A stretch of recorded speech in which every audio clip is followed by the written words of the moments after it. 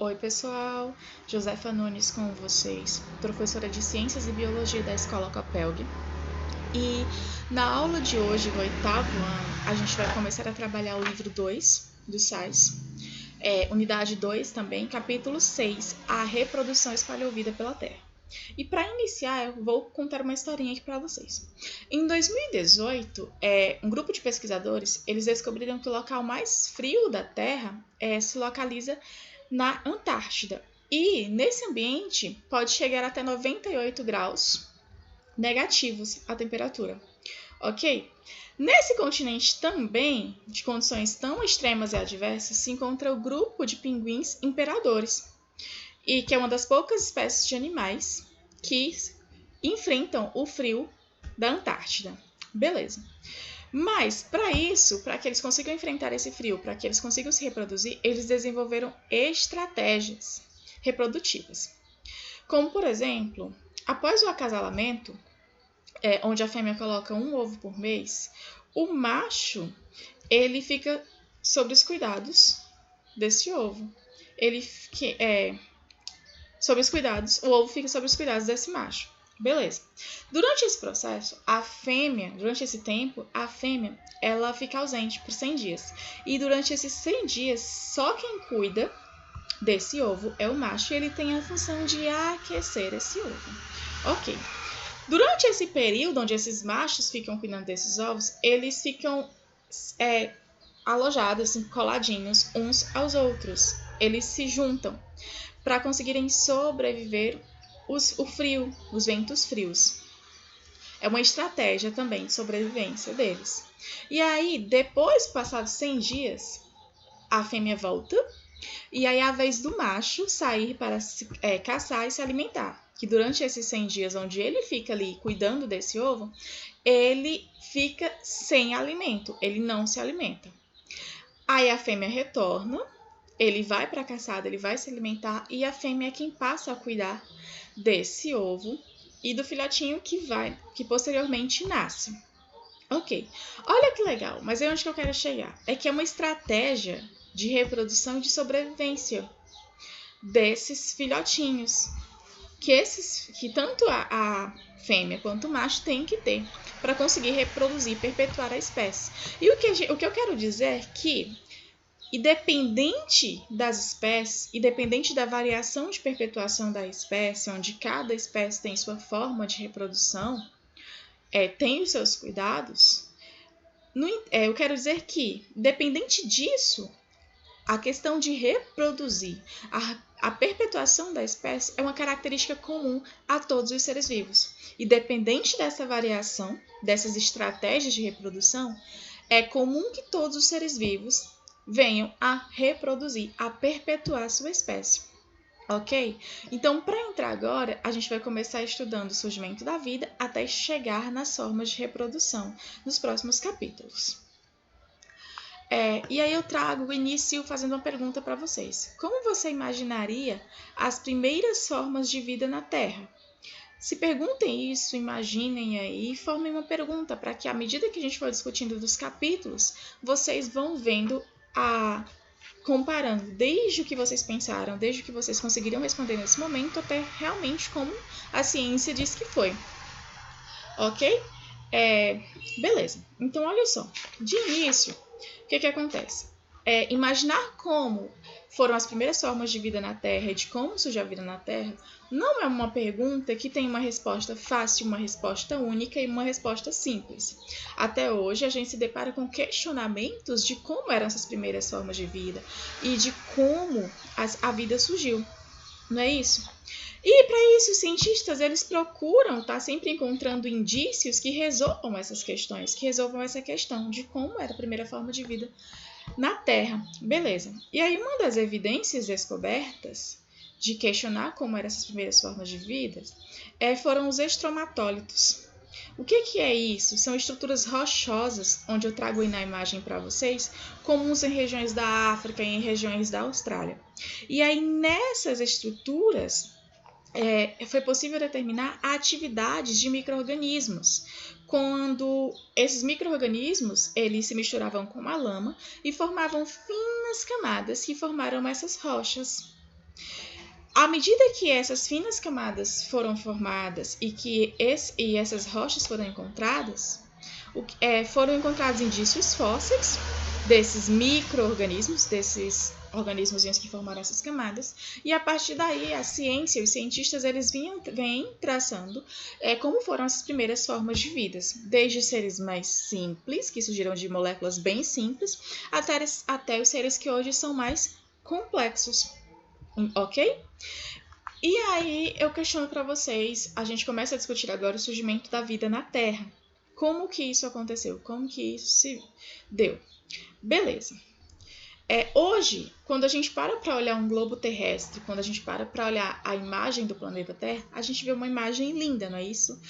Um globo que tem uma estrutura assim, de coloração azul, verde, branca, onde a gente tem água, vegetação, compondo ali o nosso planeta Terra, beleza?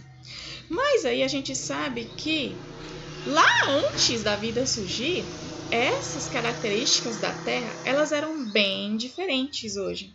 Não havia água em estado líquido, não havia gás oxigênio, por exemplo, né? A temperatura, a atmosfera primitiva, tudo era quente, não tinha todas as composições de gases que hoje a gente se encontra na atmosfera atual. E isso, digamos assim, dificultaria a possibilidade de reprodução dos seres vivos, ok? Lá nos estromatólitos, era possível prever o quê? Que a vida ela começou a se formar há cerca de 3,5 bilhões de anos. Beleza. A Terra, então, ela começou a se formar há cerca de 4,6 bilhões de anos. Sobre como a vida surgiu, estudos evidenciam e permitem que os cientistas proponham hipóteses de como tudo ocorreu. Uma das hipóteses mais aceitas sobre o surgimento da vida é a conhecida origem por evolução química de Oparin e de Haldane. O que eles querem dizer com isso? Só um destaque que vou fazer para vocês, que Oparin e Haldane, eles não trabalharam juntos, foram conclusões e experimentos separados. O que acontece? No início, lá na década de 1920, Oparin ele apresentou a hipótese de que modificações lentas e graduais ocorridas nas substâncias existentes na Terra primitiva originaram compostos orgânicos específicos dos seres vivos.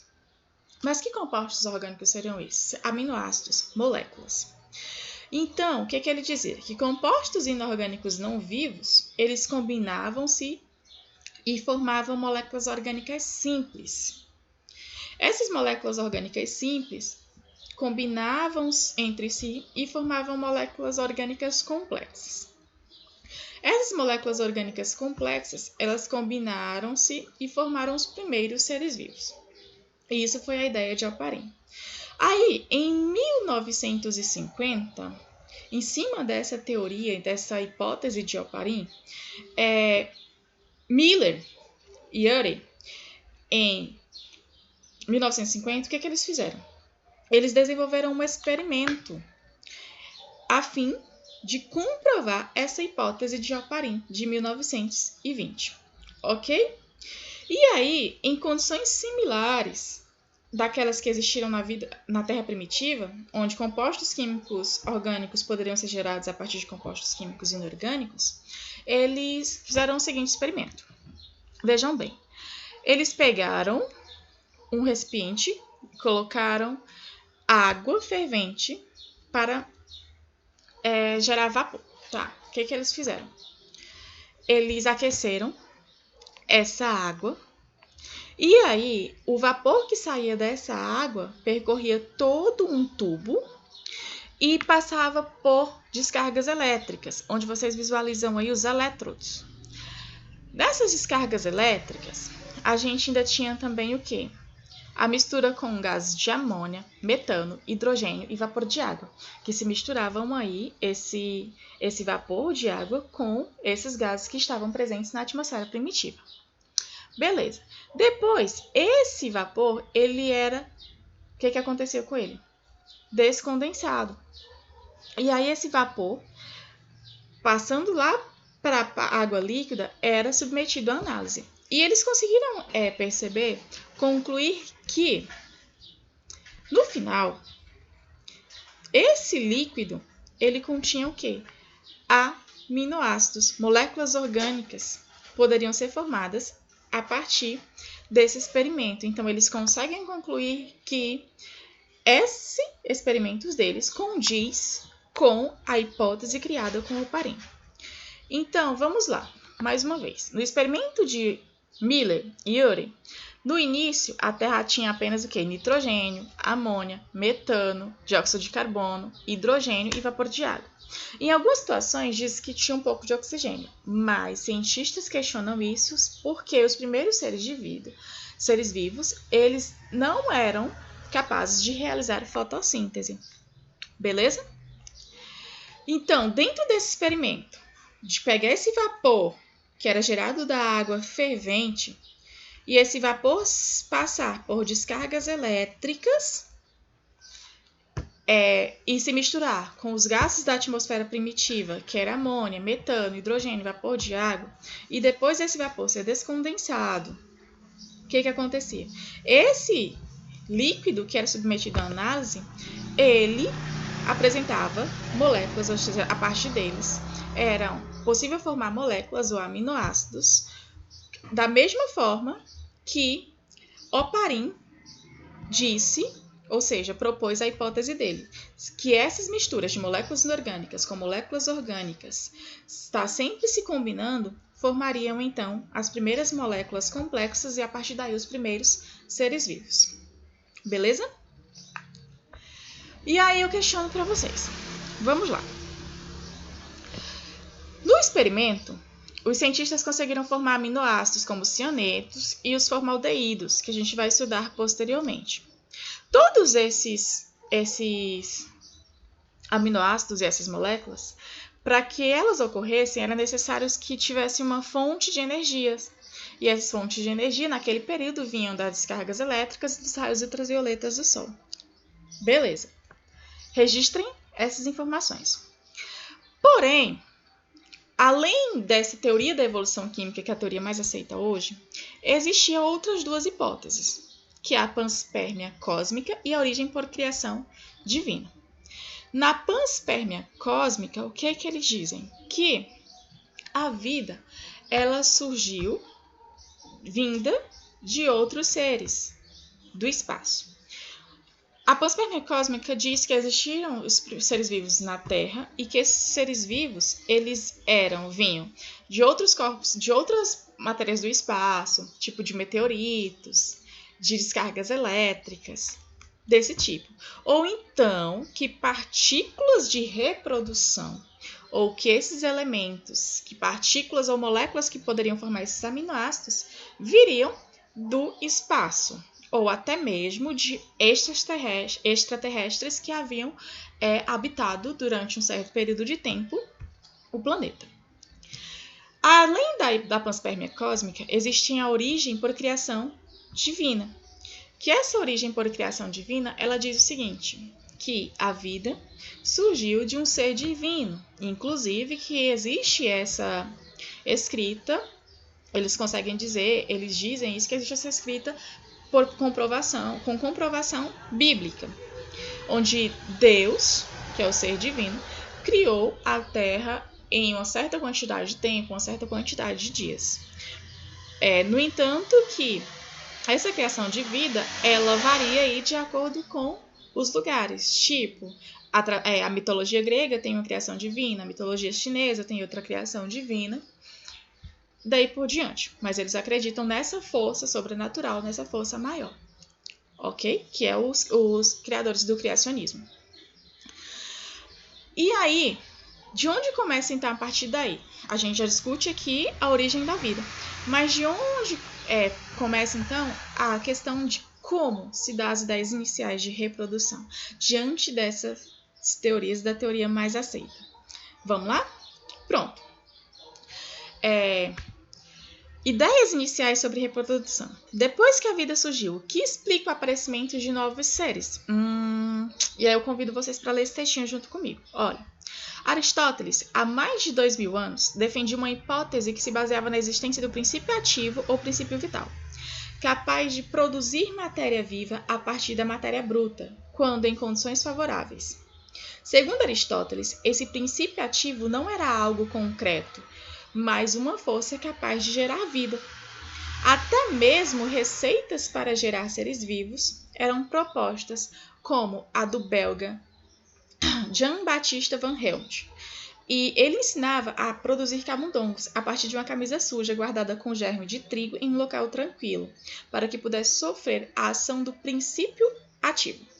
Veja tal receita. Chegando cansado à casa, deixe a camisa suada em um canto tranquilo da casa e coloque junto dela pedaços de pão.